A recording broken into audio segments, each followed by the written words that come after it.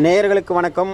நமது Mitra YouTube channel வாயிலாக திருநாளூர் பக்தஜனீஸ்வரர் திருக்கோவிலில் இருக்கும் வரலாறை நம்ம குருக்களிடம் கேட்டு தெரிந்து கொள்வோம். மித்ரா டிவி நேயர்களுக்கு வணக்கம். இப்போ நம்ம எங்கே இருக்கோம் பார்த்தீங்கன்னா, கள்ளக்குறிச்சி மாவட்டம் உளுந்தூர்பேட்டை தாலுகா திருநாளூர் கிராமத்தில் இருக்கோம். திருநாளூர் கிராமத்தில் பக்தஜனீஸ்வரர் ஸ்ரீ பக்தஜனீஸ்வரர் திருக்கோவில் இருக்கும்.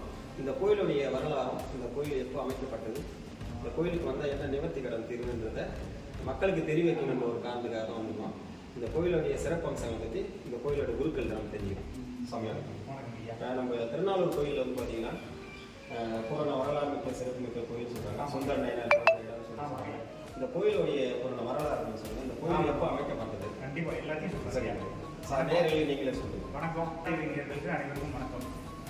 நம்ம சிவாலயம் பார்த்தீங்கன்னா 100க்கும் மேற்பட்ட சிவாலயங்களில் 264 சிவாலயங்கள் பாடல் பெற்ற ஸ்தலங்கள் இருக்கு நம்ம தமிழ்நாட்டில்.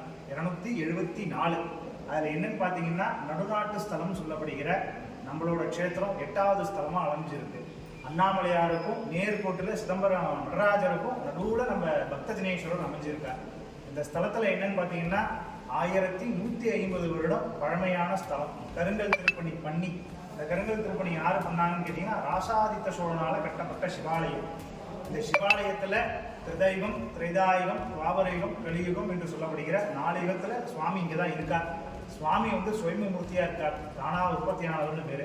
இங்கே கிருதயுகத்தில் விஷ்ணு வந்து இந்த சிவாலயத்தில் பூஜை பண்ணுறார். இந்த சிவாலயத்தில் ஏன் பூஜை பண்ணுறாருன்னு கேட்டிங்கன்னா, இரண்யனை வதம் பண்ணுறதுக்காக நரசிம்ம அவதாரம் எடுக்கணும். அந்த அவதாரத்துக்கு நம்ம சுவாமி பக்தஜனேஸ்வரர் வந்து சிவ பூஜை பண்ணுறார். ஏன் நம்ம சுவாமிகிட்ட வந்து பூஜை பண்ணுறான்னு கேட்டிங்கன்னா, படைத்தல், காத்தல், அழித்தல். படைத்தல்ல யார் இருக்கான்னு கேட்டிங்கன்னா பிரம்மா. காத்தல்ல யாருன்னு கேட்டிங்கன்னா விஷ்ணு பகவான். அழித்தல்ல யாருன்னு கேட்டிங்கன்னா நம்ம சிவ பக்தஜனேஸ்வரர் சிவபெருமான் தான் இருக்கார். அதனால் நம்ம பக்தஜனேஸ்வரர்னு பிரார்த்தனை பண்ணுறார். அதுக்கப்புறம் இரண்யனை வதம் பண்ணி நரசிம்ம அவதாரம் எடுத்து பரிக்கல் லட்சுமி நரசிம்மரா இங்கே பக்கத்தில் நம்ம அருகாமையில் இருக்கார். அடுத்து சுவாமியோட வரலாறு, எங்களுக்கு எப்போ கட்டப்பட்டது, எந்த நாடுகள் கட்டினாங்க, இதனுடைய வரலாறு கேட்கணும்.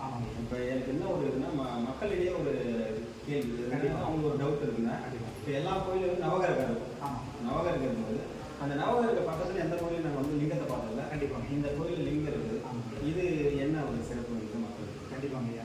இது இந்த லிங்கத்துக்கு பேர் என்ன கேட்டீங்கன்னா, பார்கவீஸ்வரர்னு பேர். சுக்கிரனால வழிபட்ட லிங்கம், அதனால பார்கவீஸ்வரர்னு பேர்.